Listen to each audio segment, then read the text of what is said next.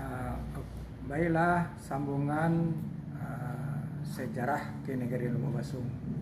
Saya Haji Marjali Ceniago mempunyai 2 channel.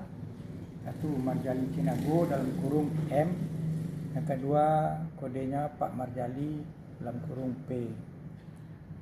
Untuk kelanjutan, kelancaran dan kemajuan channel kami ini, mohon jangan lupa subscribe dan like ya. Mudah-mudahan dengan ada subscribe dan like, kemajuan channel kami berkembang. Untuk selanjutnya kami akan menceritakan asal usul Kampung Pinang. Nagari Kampung Pinang ini resminya disebut Kampung Pinang pada tahun 1895 saat Tuanku Laras Lubuk Basuang memberikan sebagian dari tanah kenagarian Lubuk Basuang kepada masyarakat yang datang dari Kandang Kapur, Kelarasan Koto Gadang Agam untuk mereka jadikan perkampungan, yaitu tanah bahagian ke barat di dekat perbatasan kenegarian Mongopoh dan Kampung Tengah dengan batas-batasnya adalah sebagai berikut. 1. Ke sebelah selatan dari Batu Gadang dekat kantor di Kampung Pinang sekarang ini. Ke timurnya 2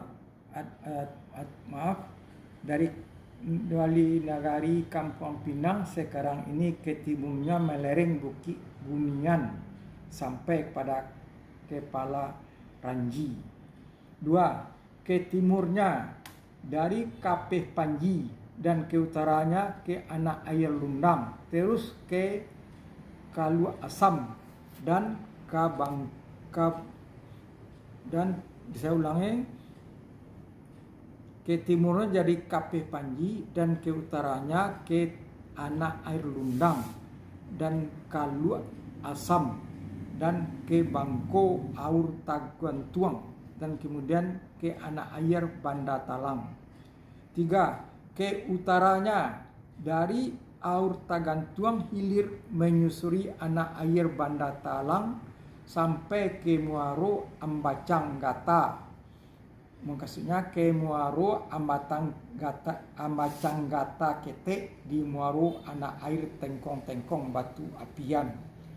4. Ke baratnya dari Batu Apian ke lereng Bukit Cali ke Kayu Kubang Gadang, terus menuju kembali ke Batu Gadang, yang mana tanah itulah yang dijadikan Kampung Pinang yang sekarang ini. Kisah kenegarian Kampung Pinang pada tahun 1900. Tadi asal usul Kampung Pinang, sekarang kisah kenegarian Kampung Pinang. Pada tahun 1900 Kampung Pinang itu dijadikan nagari dan kemudian langsung dimasukkan ke dalam sebuah mimba dengan nagari Lubuk Basuang dan Garagahan lebih kurang pada tahun 1901. Karena sudah sepantasnya disebabkan jaraknya, kenegarian Kampung Tengah dengan Kampung Pinang sangat dekat. Menurut orang tua-tua dahulunya sudah sepatutnya diadakan tempat peristirahatan pedati dan gerobak yang pulang pergi dari Tiku ke Lubuk Basuang.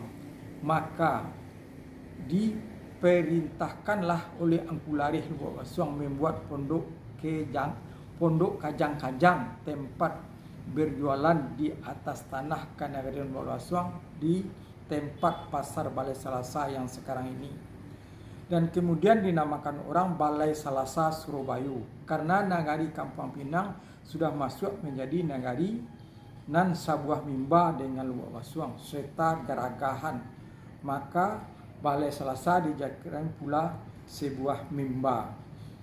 Penghulu pasar Kampung Pinang: 1. Baur Rangkayo Mudo. 2. Bandaro Mudo. 3. Linin Ampe Bahler Datuk Bandaro Mudo. 5.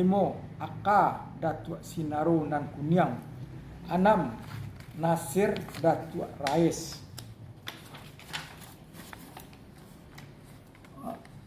7. Aka Datuk Sinaru Nangkunyang. 8. Ali Bahar. 9. AS Sultan Sulaiman. 10. Dahler Datuk Bandarumudo. 10 Dahler, saya ulangi, 10 Dahler Datuk Bandarumudo. 11 atau sebalik, bahasa Minangnya sebalik, Inyak Tungga. Kira-kira pada tahun 1908 di Kampung Pinang didirikan balai adat dan kantor-kantor kepala negarinya di atas tanah Persipadanan Pasar Balai Salasa, Surabaya di dekat Batu Gadang. Pada waktu itu penghulu pasar Dahler Datuk Bandarumudo.